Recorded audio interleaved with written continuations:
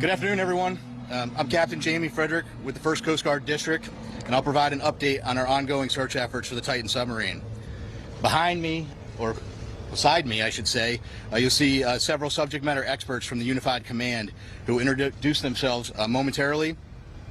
These individuals represent only a small fraction of the many dedicated professionals working around the clock on this complex response effort. We understand this is an extremely difficult time for the families of the missing crew members aboard the Titan, and our thoughts go out to them and the crew.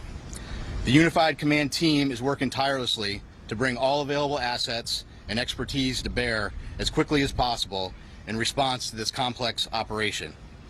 And we remain in close contact with the family members and the crew to ensure they are fully aware of our current and future search efforts. Additionally, we have been in close contact with the British and French Consulates General to ensure that they are fully appraised of our efforts, and we are ensuring that their concerns are being addressed. We're incredibly grateful for the full spectrum of international assistance that has been provided, including an expert submariner from the Royal Navy, who's here with us serving aboard as a critical member of our team. Additionally, a team of highly trained French ROV operators departed St. John's last night are en route to aid the search. Moreover, our Canadian partners have been providing critical leadership and significant response capabilities since the beginning of our efforts. Again, this is an incredibly complex search operation requiring both surface and subsurface elements, and our unified approach is critical. The location of the search, 900 miles east of Cape Cod and 400 miles southeast of St. John's, makes it exceptionally difficult to mobilize large amounts of equipment quickly. In spite of those challenges, we've been able to provide continuous air and surface search assets, as well as additional ROV capability to search below the surface. We currently have 5 surface assets searching for the Titan, and we expect 10 total surface assets to search in the next 24 to 48 hours. There are 2 ROVs actively searching, and several more are en route and will arrive by tomorrow morning. We've received incredible support with aviation assets from our Coast Guard Air Station in Elizabeth City, the Air National Guard, and Canadian Armed Forces. Today there are 2 back-to-back P3 flights. One is ongoing now as I speak, totaling 14 hours of continuous on-scene coverage, and 2 C-130 flights, also one ongoing now throughout the day and into the evening. Yesterday, a Canadian P3 detected underwater noises in the search area. As a result, ROV operations were relocated in an attempt to explore the origin of the noises. Although the ROV searches have yielded negative results, they continue. Additionally, the data from the P3 aircraft has been shared with our U.S. Navy experts for further analysis, which will be considered in future search plans. The surface search is now approximately 2 times the size of Connecticut, and the subsurface search is up to 2.5 miles deep, exponentially expanding the size of the search area.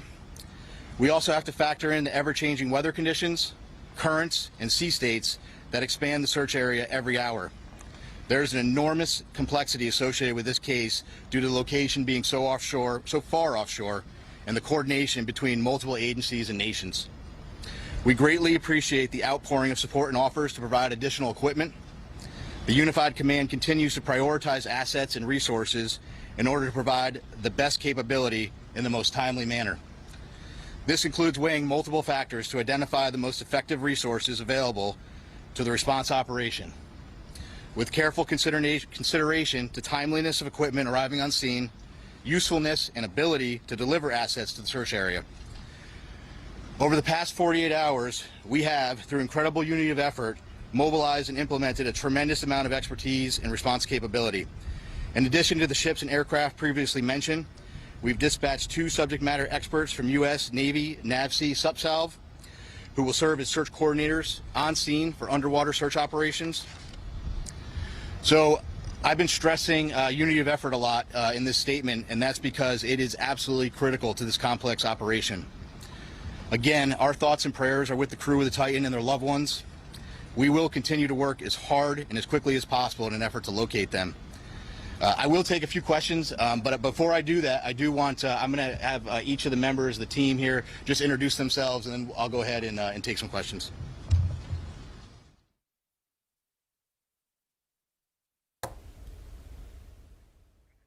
Okay, so that was the U.S. Coast Guard with an update about the ongoing search and hopefully rescue effort involving the Titan submersible that was en route on Sunday to basically explore the wreckage of the Titanic when communication was lost with it, 5 people aboard. The Coast Guard, the headline there is that a P-3 Canadian reconnaissance plane heard banging noises, was able to pick up banging noises, which is believed to be coming possibly from the submersible. It's unclear.